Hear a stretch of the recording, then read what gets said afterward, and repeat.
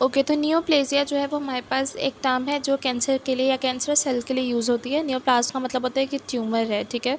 और tumour basically जो है वो हमारे पास कोई भी स्वेलिंग, इन्फ्लेमेशन या अनकंट्रोल्ड एंड अनसीज्ड ग्रोथ होती है किसी भी सेल की, ठीक है? तो बेसिकली हमारे पास कैंसर जो है वो एक ऐसा कॉज़ है जिसकी वजह से बहुत ज़्यादा डेथ कॉज़ हो सकती है, और इसकी मोर्टेलिटी जो है वो डिफरेंशिएट करती है कि कुछ जो है वो लोग सर्वाइव कर जाते हैं, कुछ लोगों की इससे डेथ हो जाती है, ठीक है? तो उसके बाद हमारे पास जो है वो ये इसमें हम लोग सिर्फ इम्पॉर्टेंट टॉपिक्स को कवर कर रहे हैं, ठीक है? तो ये वो टॉपिक्स हैं जो पास्ट पेपर्स में भी हैं, या फिर उससे थोड़ा सा ऊपर नीचे के जो टॉपिक्स होते हैं, आसपास के जो टॉपिक्स होते हैं, ये वो टॉपिक्स हैं, ठीक है? इसको अगर आप नियोप्लेज़िया को यहाँ से कवर करेंगे तो आपका जो पेपर में नियोप्लेज़िया का पोर्शन है वो इंशाल्लाह कवर हो जाएगा।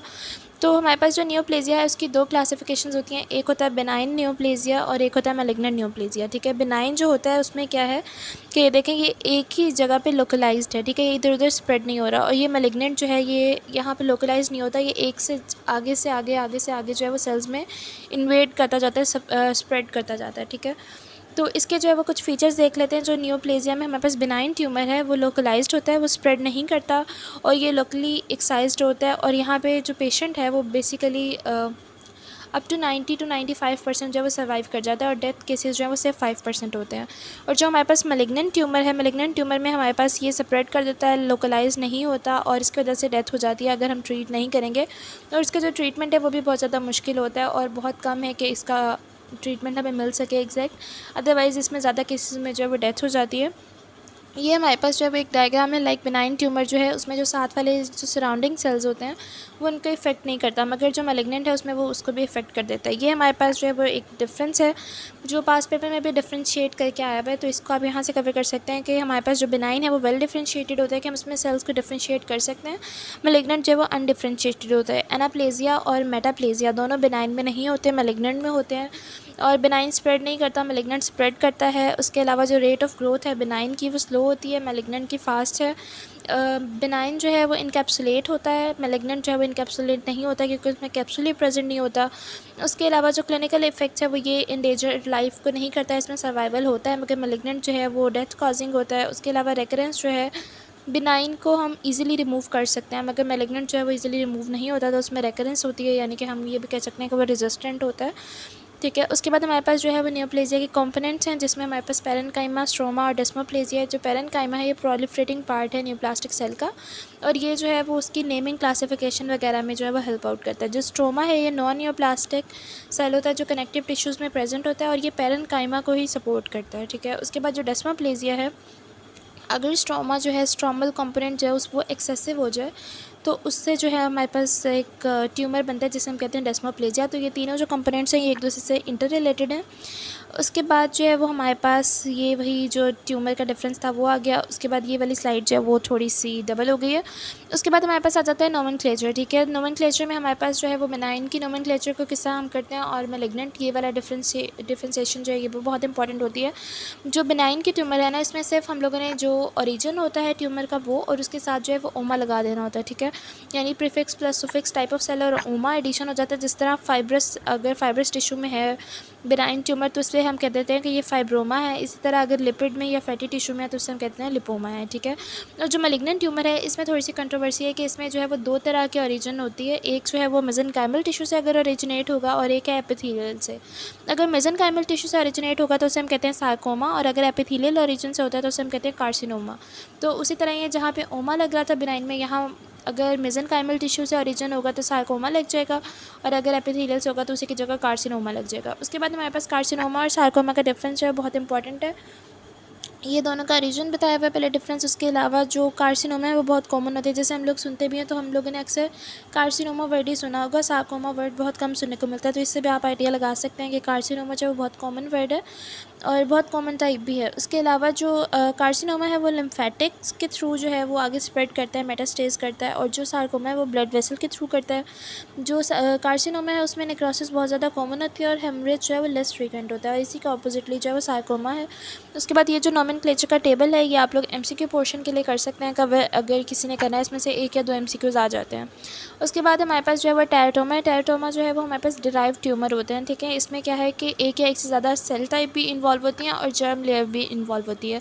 एक टाइम में जो है वो एक जर्म लेयर भी इन्वॉल्व हो सकती है और 3 की 3 जर्म लेयर्स भी इन्वॉल्व हो सकती हैं। और इसकी जो फ्रीक्वेंट साइट्स हैं वो ओवरी और टेस्टिस है, और जो नॉन फ्रीक्वेंट साइट्स हैं वो इसमें हमारे पास जो है वो एंटीरियर मेडिस्टिनम वगैरह की जो साइट्स हैं यहाँ पे ये फ्रीक्वेंटली नहीं होता।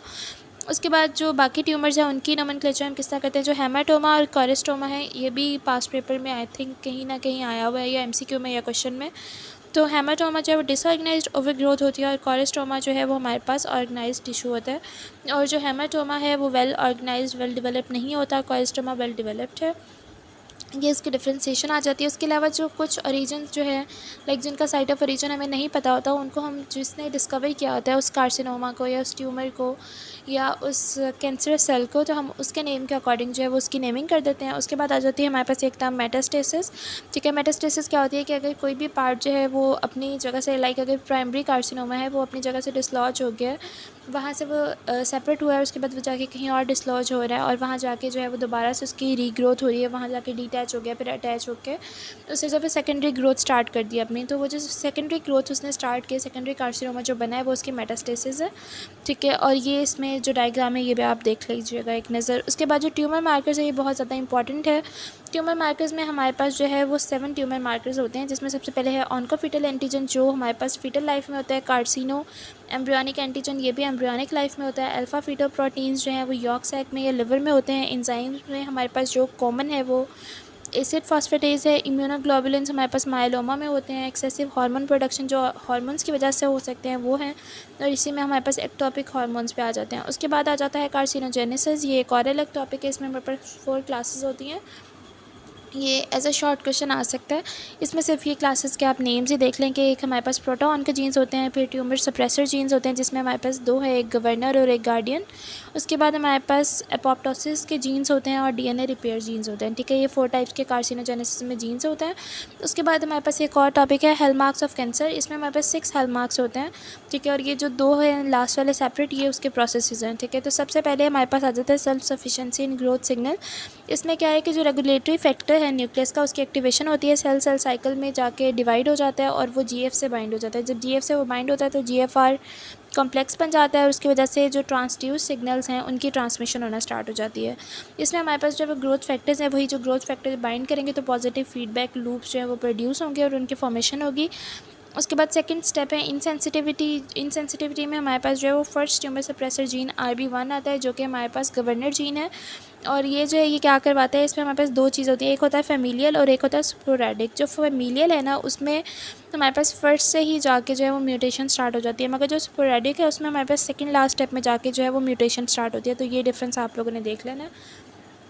उसके बाद हमारे पास जो है वो इवेजन आ जाती है एपोप्टोसिस की। इसमें यह है कि हमारे पास 2 तरह की इवेजन है। अगर हम अब अपस्ट्रीम जाएंगे तो रेगुलेटर है, डाउन स्ट्रीम जाएंगे तो इफेक्टर है। इसमें हमारे पास एक्स्ट्रा सेलुलर और इंट्रा सेलुलर दोनों तरह के सिग्नल्स इन्वॉल्व होते हैं।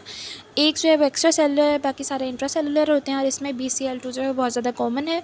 उसके बाद लिमिटलेस रेप्लिकेटिव पोटेंशियल है कि सब ने जो है वो डिवाइड करना है, वो अपने डिविजन्स को काउंट कर सकते हैं, मगर उसकी जब शॉर्टनिंग होती है तो उसे हम कहते हैं कि वो एक हमारे पास टीलोमेयर का कंपोनेंट आ जाता है। ठीक है, इसमें हमारे पास P53 यानी कि हमारे पास गार्डियन सेल इन्वॉल्व होते हैं।